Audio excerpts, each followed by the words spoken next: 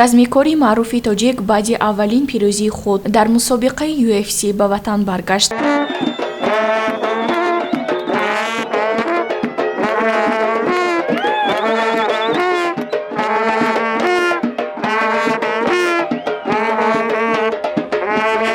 Нурулло Алиев дар набарди аввалинаш дар UFC ба Рафаэл Алвеси бразилӣ пирӯз шуд. ҳазор раҳмат як борига ба акай раҳим ки дар ҳаяҷуро бусем дафо ҳазаркай